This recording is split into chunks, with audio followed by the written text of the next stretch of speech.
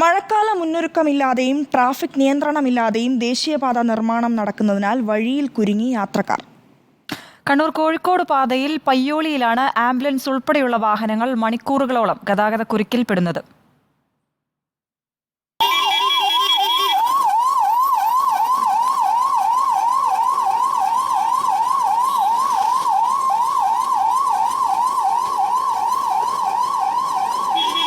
മൂരാട് പാലം കഴിഞ്ഞാൽ തുടങ്ങും വാഹനങ്ങളുടെ നീണ്ട നിര.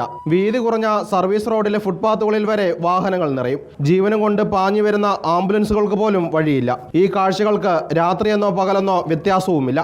അവിടെ പയ്യോളി ടൗണിലുള്ള വെള്ളക്കെട്ടുകൊണ്ടാണ് ബ്ലോക്കിംഗ് ഉണ്ടാകുന്നത്.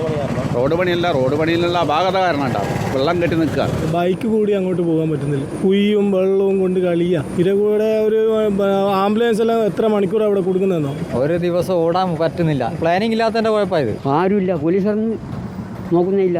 ഒരു പോലീസുകാരെ ഇവിടെ ഇട്ടിട്ടുണ്ടെങ്കിൽ ചെറിയ വണ്ടിയിലൂടെ. പലപ്പോഴും നാട്ടുകാരാണ് വാഹനങ്ങൾ നിയന്ത്രിക്കുന്നത്. സമയത്ത് ഓടിയെത്താൻ കഴിയാതെ ബസ്സുകളുടെ ട്രിപ്പ് കട്ടാകുന്നതും പതിവാണ്.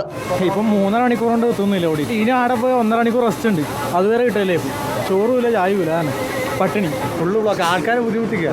ഓടി പിടിക്കുന്നില്ല. ഇനി അവിടെ ഇങ്ങോട്ട് ട്രിപ്പ് എടുക്കാൻ പറ്റുമെന്ന് അറിയില്ല. റോഡിലെ കുഴികൾ അടച്ചും വെള്ളക്കെട്ട് ഒഴിവാക്കിയും ചെറുവാഹനങ്ങൾ വഴിതിരിച്ചു വിട്ടും പരിഹരിക്കാവുന്ന പ്രശ്നമാണ് കിലോമീറ്ററുകളോളം നീളുന്ന ഗതാഗത കുരുക്കായി മാറുന്നത്.